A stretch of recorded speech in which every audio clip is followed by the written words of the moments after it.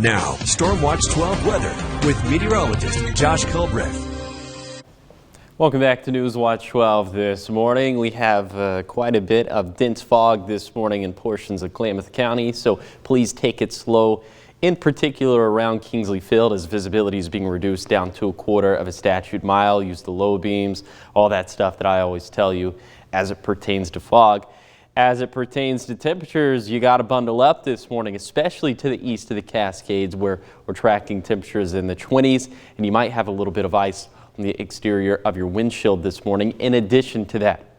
Okay, so we're starting off this morning dry and cold. That's been established, but here comes that next storm system that is eventually going to bring us some rain and some snow too. So let's go ahead and time it all out with Stormcast. We'll put this in motion dry for most of today, but we stopped this right around 4 p.m. You can see the arrival of the storm system from the north and west.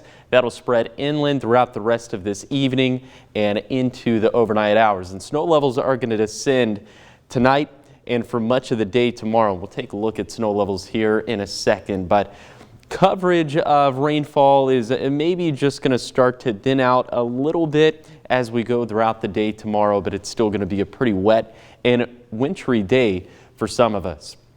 Here's some of the overall water projections. So this is if you took the snow, if you melted it, if you combined it with some of the rainfall. By the way, there's a fly that is like buzzing all over here, so we'll try to attend to that as we go. But rainfall, again, this is the rainfall in addition to the melted snowfall. It's going to be the Cascades and coast that will receive the bulk of the moisture from this evening through tomorrow night. I think that encompasses much of this storm system. Now on to the wintry aspect. Okay, snow levels will drop over the next 48 hours by a pretty substantial clip too. They'll fall down to around 5,500 feet overnight, around to 4,000 feet by the time we get to tomorrow afternoon, which means that I think the bulk of the snow is going to happen up in the Cascades, but we could have some snow mixing into the basin here. These snowfall projections we're expecting through tomorrow night, and you can see that it's going to be Crater Lake and Diamond Lake that will receive the bulk of the snowfall, anywhere between 1/2 foot to 1 foot of snow, but we could have a little bit of a dusting for portions of Oregon 140.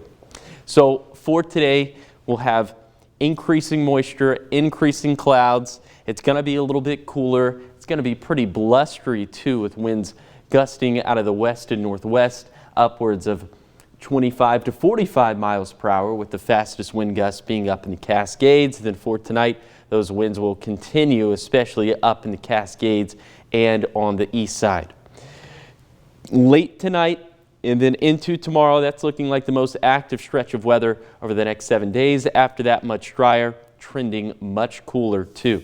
Here's the 7-day forecast for the coast.